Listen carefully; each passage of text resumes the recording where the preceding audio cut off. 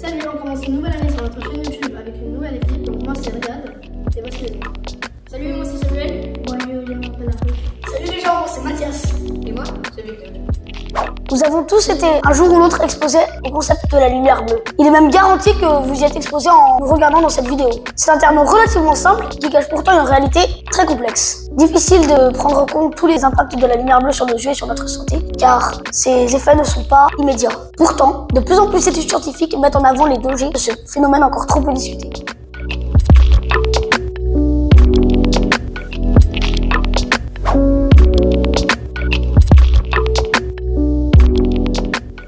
La lumière du soleil contient des rayons rouge, bleu, vert, jaune, etc. En fait, c'est comme toutes les couleurs comme dans un arc-en-ciel. Ces rayons sont également appelés rayons électromagnétiques. Si nous mélangeons toutes ces couleurs, ça nous donne de la lumière blanche, autrement dit, de la lumière du soleil.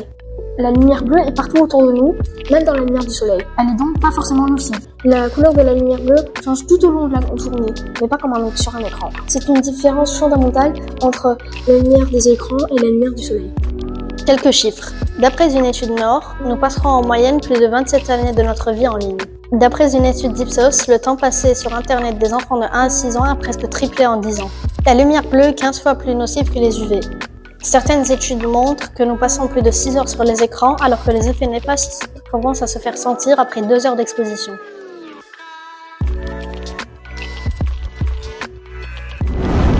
La lumière bleue impacte la production de mélatonine. Si elle est essentielle à notre horloge interne pour nous réveiller et être en forme le matin, elle peut s'avérer nocive à l'heure de se coucher, où notre cerveau pense qu'il fait encore jour.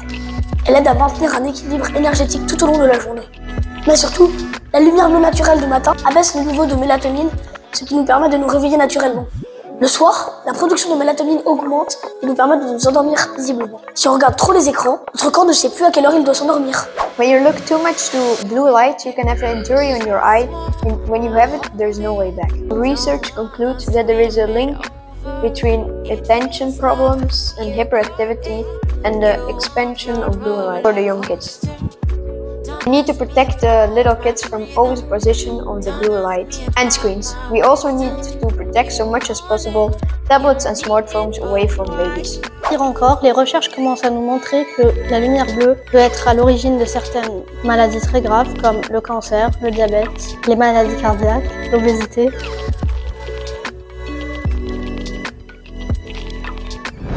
Comment se protéger de la lumière bleue?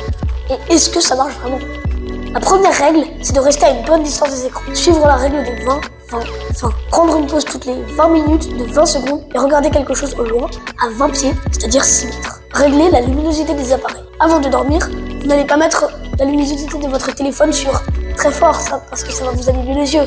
Ça, forcément, c'est logique. À partir du moment où le soleil se couche, réglez sur votre appareil la fonction filtre de lumière bleue, de manière plus ou moins efficace. Ça permettra d'enlever une bonne partie de la lumière bleue et donc d'abîmer moins vos yeux. Évitez de regarder un écran dans une pièce complètement noire et essayez d'avoir au moins une petite lumière allumée à côté de vous. Ne pas utiliser des écrans au moins 1 heure avant de se coucher. Et enfin, si vous voulez, vous pouvez porter des lunettes pour vous protéger de la lumière bleue et donc abîmer moins vos yeux.